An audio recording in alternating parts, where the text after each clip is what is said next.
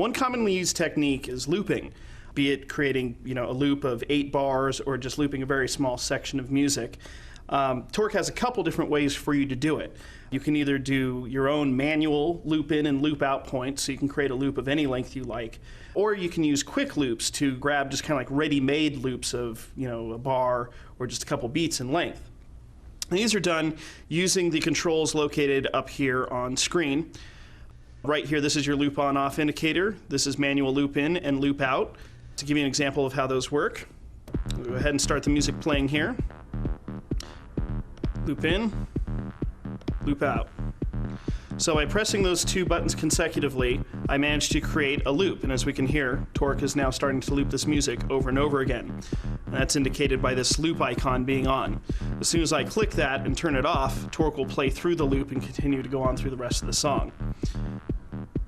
The same thing can be done here from the exponent using these buttons right here. This is the loop on off, loop in, and loop out. So loop in here and loop out here. So I just created a perfect loop again just by manually selecting the loop in and out points. You can always drop the loop in point wherever you like, but Torq is going to quantize the position of the loop out point such that your loop is always an even 16th note length in size to give you a pretty good sounding loop every time. I'm going to press loop again and the music will continue to play through. Now also on screen up here are some buttons 1, 2, 4, and 8. These are the quick loops. And basically pressing one of them will create a loop of that specified size. Now this ties into a preference on the Behaviors tab right here that says quick loop size.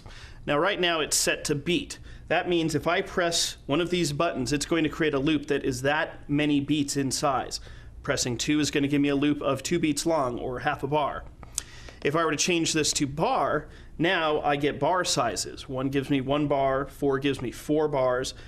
So depending on whether you like creating large loops or very short loops, set this preference to what suits you best. I'm going to switch this back to beat so I can create some small loops. So again, all I have to do, if I want to capture a bar or 4 beats, I'm going to press the 4 button. Now when I do that, Torq automatically puts the loop in marker when I pressed 4 and places the loop out marker 4 beats later and immediately creates a loop. We can hear it right now. When I turn off loop, it'll play through it. If I press 1, I just get a 1 beat loop. Let it continue to go. 2 for 2 beats, etc. Very simple. Always gives you a nice seamless loop. But there's also another layer of features inside the quick loop buttons. If I press 2 and create a 2-beat loop, or maybe even one right here, and I continue to press it, I will cut the loop size smaller and smaller every time. If I hold Shift and press the buttons again, the loop grows out in the other direction.